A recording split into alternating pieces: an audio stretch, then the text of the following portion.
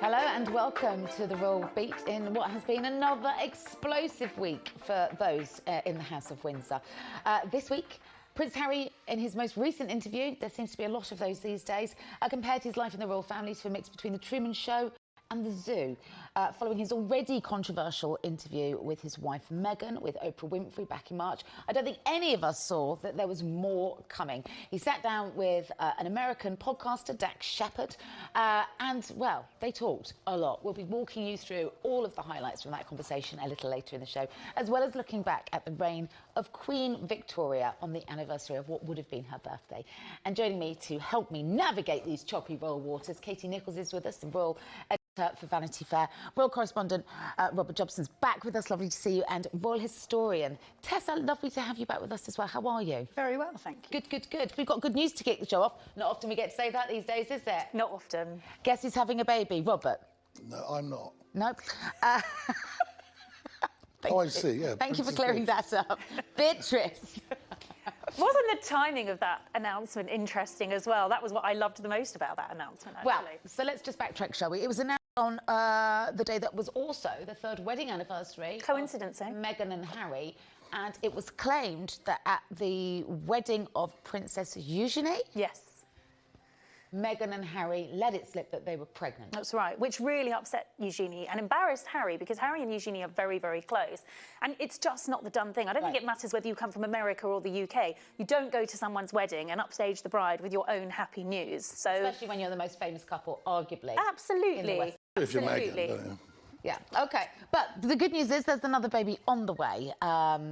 And this will be her first, his second, I believe? Yes, and actually, I mean, Beatrice has had a bit of a trial run at being mummy because she is a really hands-on mother with Edo's son, and they're already very sort of tight-knit as a family, but I think there's a lot of joy about this baby. It couldn't have come at a better time for the Queen, who's had a really difficult run. She's lost the Duke of Edinburgh. There is so much fallout with Harry and all the time, and then this week she lost her little puppy as well, and you just think how much pain has she got to go through. And we know that one of her daily rituals is certainly has been during her period of mourning was to get out with the dogs and walk. It's something she loves to do. She does. She loves to walk. It keeps her, I think, in really good health. It keeps her sort of mentally agile and physically well. And she's had a lifelong love affair with corgis. She knew that, so I'm imagining they knew it was going to have a short lifespan, but it would still have been upsetting. So this nonetheless. Yeah, of course it does, and this is very, very happy news. And Beatrice is, one of the Queen's favourite grandchildren. In fact, that's the Queen's dress that she's wearing on her wedding day. So I think everyone was hoping for another baby announcement. I just think that timing was interesting, that it was announced on the very day of Harry and Meghan's third wedding anniversary. You just think revenge is a dish best served cold. I think you're squirreling around looking for trouble there. I think it was coincidental, and what I love most of all about that picture is that she looks so like the Queen's great-great-grandmother Victoria. It's always staggering.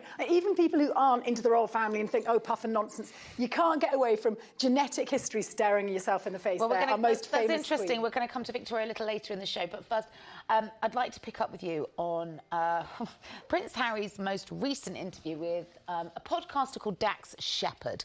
Now, Dax Shepard hosts a podcast in the States called Armchair Expert. He's married to the woman who is the voice of Anna in Frozen, quite well known for his own kind of mental health issues and addictions.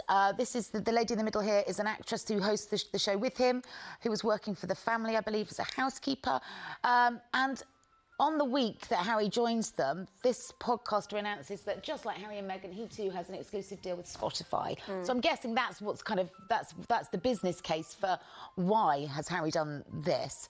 But then you ask yourself, why did he say so much? Talk me through the big take, Robert.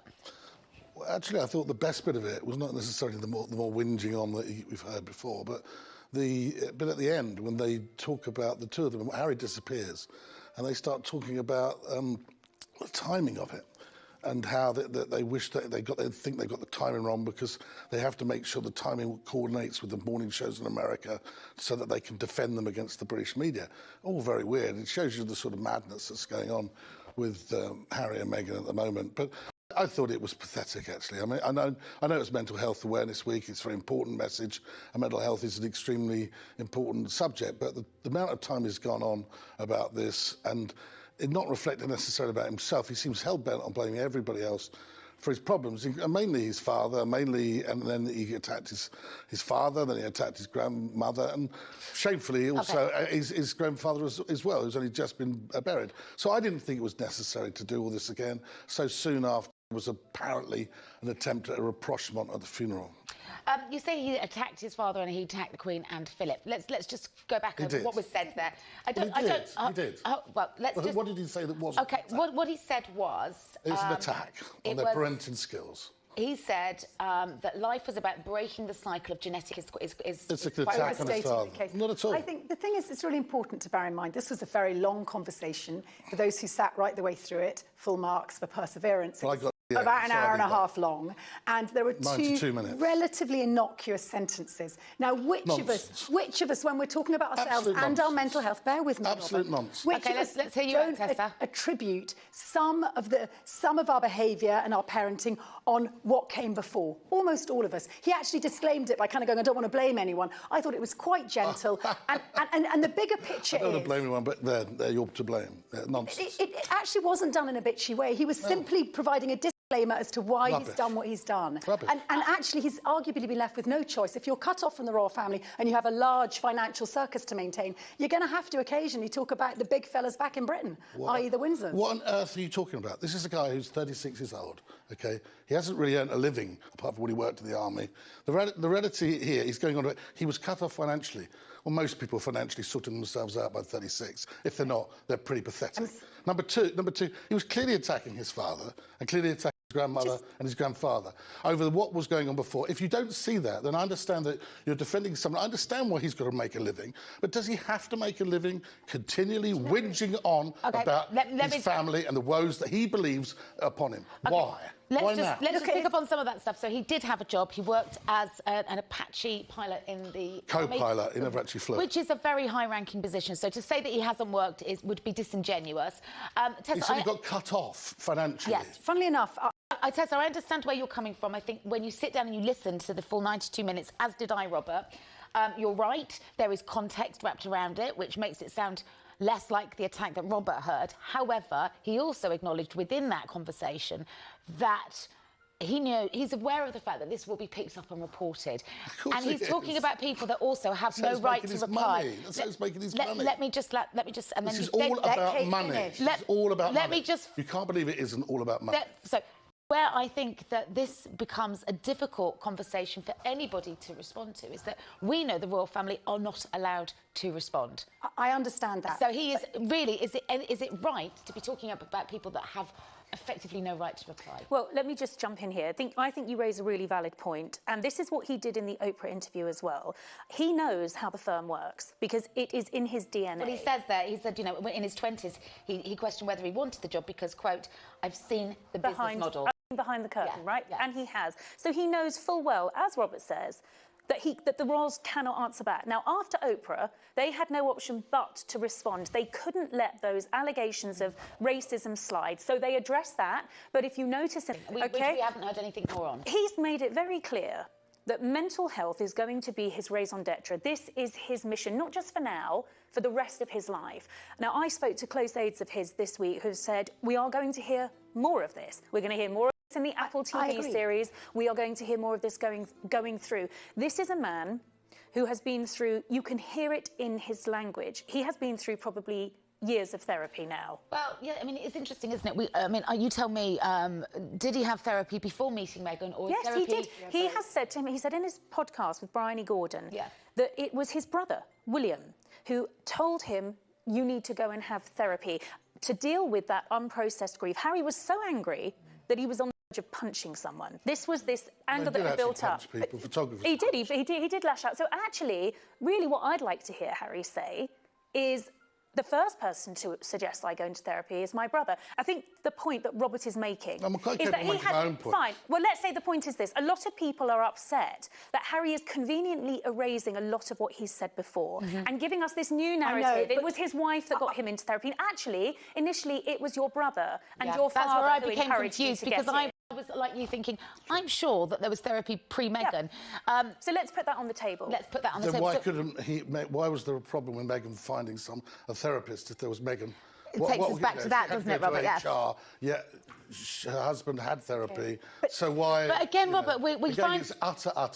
We find, sorry, Tessa, money. we find them sitting in front of American interviewers, Oprah or Dax Shepard, who then don't do the job that hopefully you or I would do. Well, we would have been more where we say, forensic. hang on a minute, you had therapy before you met Because Meghan. they're making money out of the whole thing. The whole thing is a money-making exercise. Why should somebody who's been cut off at 36 suddenly be coming out with all of these TV shows and all of these things? Because him and his wife and their agents have worked out they can make multi-millions of dollars. Do you know what, Robert? I entirely agree with you. It is entirely a money-making exercise, and we just need to look back at his great-great, I think it was great-great-uncle, the abdicated Edward VIII, also sidelined, shelved off, lived in exile between several continents. Guess what? It is super expensive being a duke and duchess when you're banged off the civil list. So he's got 30 million. So the abdicated king had to constantly revisit the narrative of him being biffed off the throne. Actually, he chose to be biffed off the throne. He did actually write an he wrote a book. autobiography He did in on 1951. the eve of the coronation to Indeed. get maximum exposure. And if you want to know what's going to happen going forward, all you need to do is look back at the history of the Windsors. I think this has been One at a time, one That's at a time, one at a convenient time. thing. And the fact is,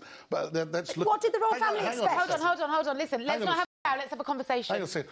Let's go back to the sale of all the jewelleries and the money that he conned the previous king out of for the sale of Sandringham and Balmoral, which were private residences. George VI, because George VI felt that he actually had paid the money out. So it's easy to say that, and I'm up on this side of the history as you are, I can assure you. At this moment in time, how I would thought the reason they went to the other side of the pond was to find privacy and to get away from the media and exposure. You didn't think that. You didn't think that, Robert, because they wouldn't have ended up in LA if that's what they Well, wanted. that's not where they originally went. Let's be fair. They said they went for privacy. All I'm saying is the last time a major royal left and was basically in exile. You just said that. But I know, but the royal family should have learnt that if they totally got rid of Harry, which effectively they did with the Mexit case, this was going to live to haunt them, and that's what's happening. That's all. They chose to do. I think that's a massive stretch. I think it's two to tango. I'm lost on the point that you're stretching, sorry. Yeah, so the point I'm stretching is that when Harry and Meghan were basically elbowed out of the royal family, they left. Okay, as did Edward VIII. He was told to leave by the constitution of this case. He abdicated. He chose to marry his woman. Well, he had no choice but to go, didn't he? The bottom line is that to survive financially as a royal outside the royal family, you have to make money, and the only thing you're trained to do, other than wearing a military uniform, is to talk about your royal heritage. But listen, you've made your point, Tessa, but Robert is quite right. This is a man of considerable wealth. 30 million. It's going to cost a lot more than that to keep the show on the road. My heart bleeds. I'm not asking your heart to bleed. I'm just explaining why they're doing what they're doing. Well, they're doing what they're doing to make multi-million pounds and to create an alternative royal experience going on the other side of the pond. And their bitterness towards the monarchy and towards their current incumbents is unheard of. It's unnecessary to do what they're doing. I think it's worth just making the point as well. How much more of an appetite is there going to be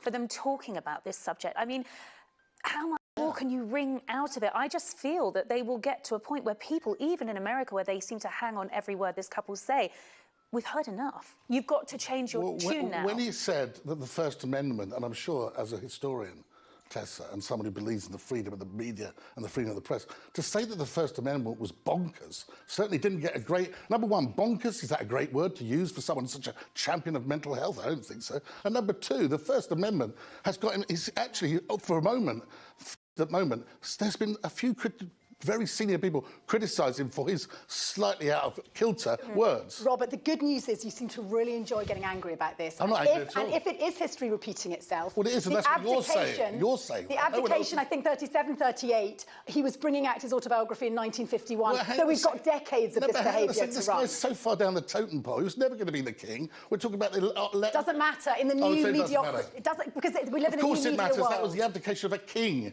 Number 6 in line to the throne. This guy is a kingly superstar in bed with a queen called Oprah. Oh, my God. The Duke of Edinburgh, the Duke and Duchess of Cambridge, William and Kate, have taken time to say thank you to royal fans for their kind words. This isn't something that they've put out on their social media or released to the press.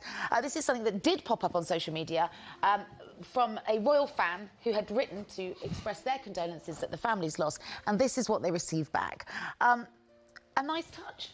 I think it's a really nice touch, and I think it's a very personal touch. and quite indicative of everything we've seen in terms of the direction the Cambridges are moving in now. I certainly have noticed in the events that we're covering, the sort of video that we're seeing, certainly that launch on YouTube, a far more intimate and personal William and Kate, who are, I'm really pleased actually, more willing to let their guard down a bit and show us a little bit more of themselves. And if you've ever written into any member of the royal family, you will know it may take time to get a response. You will get a response. You do get a response. I always remember my daughter written to the Queen after her Jubilee celebrations, never expecting to hear anything back, and she did.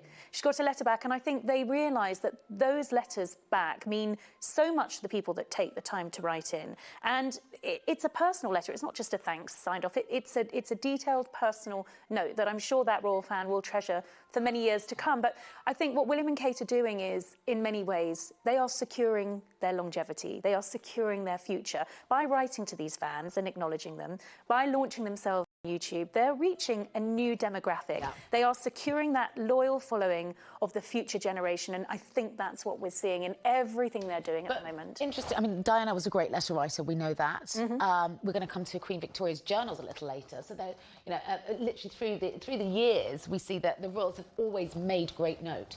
I myself have received some wonderful letters from Prince Charles. None of them a copy and paste job, may I add. You know, all very, very personal in the detail. Is this them paying that respect, that tradition forward? Sorry. Yes, I think absolutely, and they appreciate that the written form, particularly in this digital age where we're firing off texts and WhatsApps and emails like there's no tomorrow, there's nothing quite like a handwritten letter. It's a lovely thing to receive. I think we've also seen the sort of Cambridges try and up their game, haven't we?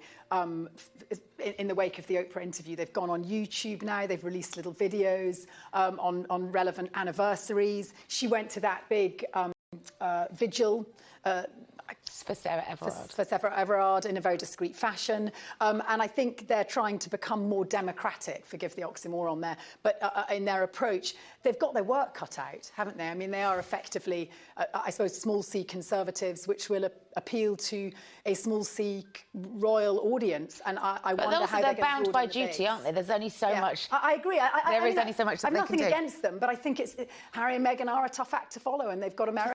I do think Kate and William's reputation took a serious nosedive after Oprah. I mean, I know that from my Vanity Fair audience. Yes. I know that from, you know, the stories they were choosing to cover. Because of Meghan's claims that Kate well, for two reasons. One, because Meghan is American and they will back their own. Secondly, because I think they feel a connection with Meghan and Harry. I mean, I know a lot of people find this whole woke speak and everything Harry is doing in here, in Britain, quite difficult to tolerate sometimes. But in America, they're celebrated for it. Mm-hmm. And I think there was a risk in America that William and Kate were just being seen to be a little bit out of touch, a little bit old before their time, a little bit stuffy. And I do agree with you, Tessa. I think they have made a concerted effort to just inject some new vigour and pace into what they're doing. We saw with the YouTube channel launch, didn't we? That video was very unlike the kind of videos that we'd seen released from them before. Yes. And we've checked in on the YouTube channel. Not a lot of content has been uploaded since. So we're really hoping that we're going to start to see them populate the feed a little more. Well, I think you will.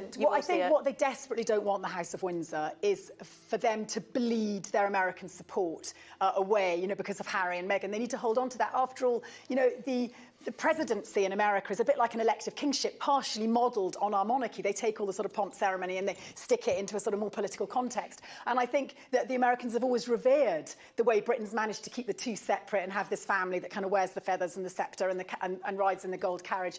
And it is a shame if we fail or don't continue to bask in the kind of attention of the American audience. But I think that some of our irreverent royals have always found a kind of, you know, a groundswell of support in America. Look at Fergie and Diana, whilst they're still retaining a love for the British royal family. I think the two can exist, or have they not in the past, do you think, Robert? They do exist, but I worry about the Harry and Meghan thing bleeding away from it, that's all. What do you think, Robert? Can these guys shine brightly alongside Meghan and Harry stateside? Well, I think it's quite difficult for all members of the House of Windsor when they go to America not to be outshone by Meghan and Harry in the story, because, of course, the whole media will be looking at, are they going to go and see them? And the story will go away from what they're actually doing. So I think any future visit by a member of the royal family will be tricky going to America. Have they bled it? I think to a degree they have, and I'm sure that's probably was part of their intention. OK, well, thank you all very much. We're going to take a short break now, but when we come back, it's time plundered the history books. We'll be looking back at the reign of Queen Victoria on the anniversary of what would have been her birthday.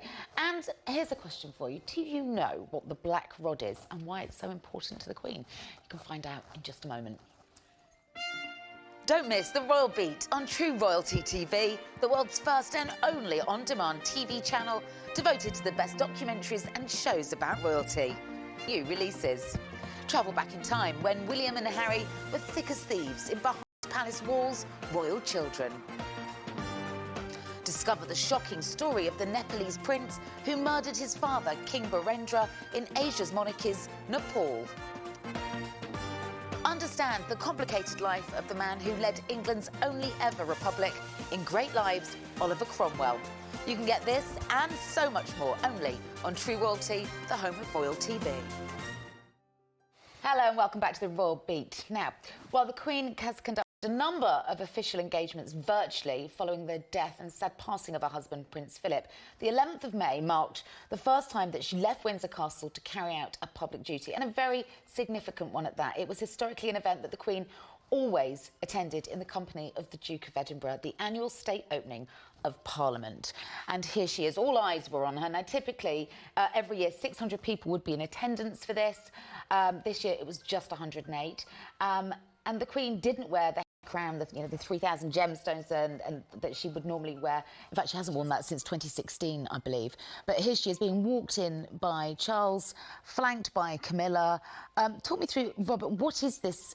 What is this event and why is it so important, especially for our viewers around the world?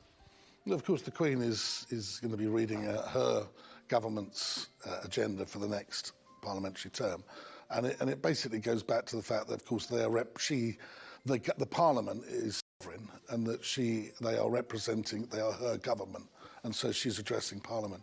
And as before they go in, that's when you get the banging of the door by the Black Rod, who basically is seeking permission for the sovereign to enter the chamber, because it goes back to the days of when Charles the First, the Stuart Kings and the Divine Right Kings, when he got rid of Parliament, and so this is all ceremony. But actually, what is interesting, and when I started out doing this 30 years ago, of course, the ceremony was so much more lavish. It looked more lavish, and now it has actually been dressed down considerably. And of course, the other important point is that there's no Duke of Edinburgh, who hasn't been there for a couple of years anyway because of his retirement, and of course the Prince of Wales is the lead supporter. I mean, in fact, there's only 2 occasions that the Queen has ever missed this occasion, and I think anybody would have forgiven her for wanting to see this one out. Previously, it was in 1959 when she was pregnant with Andrew, and in 1963 when she was due to give birth to Prince Edward. But there they are, mother and son. I think this was her 67th opening, and in fact, Charles and Camilla have been supporting her and attending since 2013. There was something very poignant. Obviously, social distancing meant there were far fewer people. Again, a little bit like on this extraordinary nonagenarian monarch, and whatever you feel about the trappings and the soap opera that surrounds her, she seems to sort of, exemplify all that is dignified and impelled in these peculiar pandemic times. And I've got to say, in terms of style, she nails it in that lilac day dress. Every time. OK, now on True Royalty, as well as some brilliant documentaries on our modern-day royals, we also have some fascinating shows on royal history, and not just from the UK, from around the world. And this week, to coincide with the anniversary of what would have been her marriage at just the age of 14, I mean, how was that allowed to happen? We've launched a new documentary on Marie Antoinette, the very last Queen of France. Although known to the world as Marie Antoinette, her full name was actually Maria Antonia Josepha Johanna von Habsburg-Lothringen. And she was born at the Hofburg Imperial Palace in Vienna, Austria, on November the 2nd, 1755. Interestingly enough, the future Queen of France was born on the day that the French called Le Jour des Morts, the Day of the Dead. To be born, the Day of the Dead. Thank you very much. That documentary can be seen in full here on True Royalty TV, which rather excitingly is now available in the US on Amazon Prime. Nice heart. So, Tessa, tell me a little bit more about she's considered to be quite an incredible queen. Married at 14, brutally executed, incredibly powerful in what was a male-dominated world at the time, and famed for being extravagant and careless. Has history recorded her do you think? Well, the sort of extraordinary negative propaganda that was whipped up around her during the revolutionary period. She's a fascinating woman, the 15th of 16 children. What? I know, amazing, isn't it? So how did she end up on the Oh, a couple died of scarlet fever and so forth. Lots of hustle. Remember, sharp-elbowed mother marries her off. They were archduchesses, these girls. Marries her off to France. This is seen very importantly as a sort of operation of state. And there she goes to this young dauphin, and they fail to consummate the marriage for about 7 years. I don't know how much is allowed on True Royalty TV, but he didn't work out that ejaculation was necessary for conception.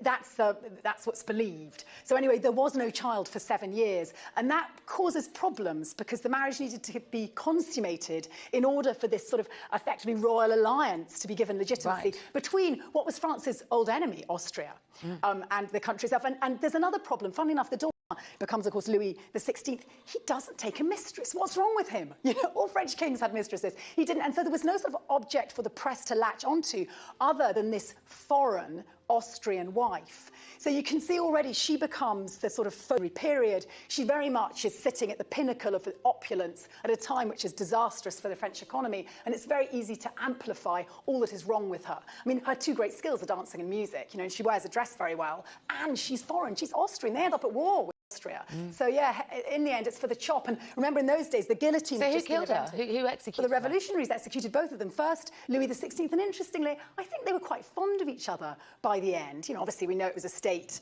affair, their dynastic match, but they're fond of each other. She's devoted to her children, spends a lot of time and attention when they're effectively under house arrest, trying A, to secure their escape. She tries to escape to Austria, and B, with her children. And in the end, this horrible cart, she's in an open cart with her head going to her death, and we've industrialised death with the invention, I say we, the French, of industrialised death with the invention of the guillotine. Previously, you might take a couple of chops, but the guillotine is much more efficient, but it's a horrible period. Grim death. They kill the children as well. Yes. I mean, her eldest son was apparently smuggled from prison. She was accused of incest. Of course, that was one of the horrible accusations to which she responds. It's the only... It's going to be all in here. Yeah. Yes, well, yes. Gruesome watching. Makes the current royal family seem positively tame, doesn't it? Exactly. What are we getting all riled up about our modern-day royals for? That was a real case for uproar. Off with her head. And the kind of, you know, oh, yeah, 14, it's time to get married. Yeah. Yes. Well, it was just a deal, wasn't it, between the two countries? Yeah. Wow. OK, well, we're going to stick with the past now, because this week is the anniversary of Queen Victoria's birthday. She ascended the throne at the age of 18. Literally just having turned 18 on June the 20th in 1837, and reigned supreme until her death at the age of 81 in 1901. Let's take a look at why she still looms so large in royal history. 1861 was Queen Victoria's annus horribilis. The deaths of her mother and her husband left her distraught. She fled London. It was presumed that her absence from the capital meant she was doing nothing, left inept by grief. In her journal, she bewailed the loss of her lover, her friend, her crutch. He did everything, everywhere. Nothing did I do without him, from the greatest to the smallest. My first word was, I must ask Albert. In her delirium, she turned the man she'd often resented and fought with into a demigod. Those journals. I mean, Queen Elizabeth presented an online collection of the Queen Victoria's journals from the Royal Archives, and all of that is contained in that documentary, which of course you can watch here on True Royalty. But what did we learn about Victoria from her journals?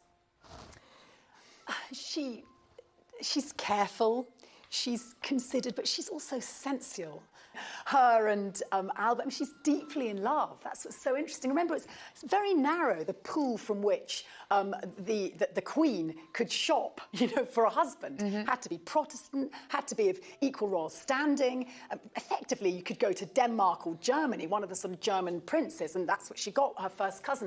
She's absolutely enraptured with him, and you get that sense from her journal. You know, they spend the night in each other's arms, and they're so in love, and they're kissing. I mean, it's very sweet. It's not the best writing. It's not even Mills and Boon standard, but there is something that she has a sort of delicate touch, doesn't she? Well, she's also very, very sharp when it comes to the political situation of the day. I mean, obviously, when she started 18, it was a completely different thing. But if you read through her journals later on, she's very, very astute. She's multilingual. She's very intelligent. monarch. She knows how to play her prime ministers and the various cabinet at the time. And I think you also see very much up until his rather early death that Albert, although as Prince Consort, he was effectively a joint monarch with her. More than. I think by the end he's psychologically dominated. Which is really why a lot of the politicians were very wary of Albert, and also going forward why a lot of politicians are wary of prince consorts and over-promoting men into those positions with a female as the monarch. But she sought great political counsel, certainly in her early years. I mean, the journals start when she's 13, so you really get a sense of who she is before she becomes the Queen. Well, she had a very, very difficult time with her mother and her mother's lover, as many thought they were. And they believed, many people, that, you know, she was being overpowered by that couple. And in fact, if it hadn't been for the fact that she was 18 and I think really the timing of it, I think, was crucial, because there could have been, you know, a period of guardianship or regency which they would have tried to avoid. So 18 was a crucial time. But incredibly young. I mean, she's literally pulled from bed one morning and literally goes down. We made a show for the Royal Beat in her bedroom at Kensington Palace, and I walked that route. Isn't it? And it's quite extraordinary as an 18-year-old to be then told, right, Mum, you are in charge. And what do you think it is from her reign that we live with now? What were her contributions, her legacy? Well, it was at a time, wasn't it, at that time when we've gone from the Hanoverian period through the great advancement in terms of British industrialisation and global dominance, where the East India Company was spreading around the world and giving her increased dominance. And although she had great prime ministers from Melbourne, Gladstone, Disraeli... Melbourne was particularly at the beginning. But I think that, you know, towards the end, when she had prime ministers of that stature, then she was made the Empress of India, you know, because of the monarchy. With Albert, this was his vision too, family monarchy. And her politicians, latterly in her reign, Disraeli and Gladstone, absolutely saw that if the monarchy was no longer going to be political, which it wasn't, you have a vast extension of the franchise, it's got to be popular. And they're the figureheads in this increased pomp and ceremony. Yeah, there was that. I mean, there were about 4 or 5 assassination attempts on her. And the reality is, in this time, it was a very politically turbulent time of growth of the working man. She survives it, and lots of other monarchs across the day. Yeah, but there was the growth of the working man's determination to have a voice, and that's, I think, that at that particular time, we always talk, I think it's a bit of a cliche about the family monarchy, because at the time, you know, you had more prostitution than anywhere else, you had all sorts of things. So we get this impression of Victorian values, but Victorian values were incredibly hypocritical. I know, but they were appealing to an emerging middle class, and we had amazing jubilees. And more prostitution than... We're disagreeing again. I think they put the family into royal, though, and I think in that they... It was, and I think they sort of laid the foundations for the monarchy that we see today. Yeah. You know, you see that obviously through obvious ways like Balmoral, but when you look at it, that I have to be seen to be believed, which is at the heart of the Queen's reign, you know, that was really down to... And as the Queen... because the Queen Victoria disappeared completely from view. After Albert's for a death. long time. Yes. She had to be begged by her Prime Minister to be seen. Yes. So After there was Albert's an awful death, lot of frustration. I mean, you know, if you read Badger, you'll see that this is a time of the birth of a constitutional monarchy, because prior to that, with even up to William IV, they had an awful lot of power still, and in fact, even up until George the Fifth, there was an awful lot of power and political power that our current Queen and Prince Charles no longer have. But what they did was they put a heartbeat into ceremony. We just saw just now with Phillips, even though it was pared back, that exquisite funeral, that's the institution of royalty, and as has been the case since the late period in her reign. Fascinating insight into our royal history, and of course bringing you bang up to speed with all that's happening with our modern day royals. My thanks as always to my guests, Robert, Tessa and Katie. I'll see you next time on the Royal Beat.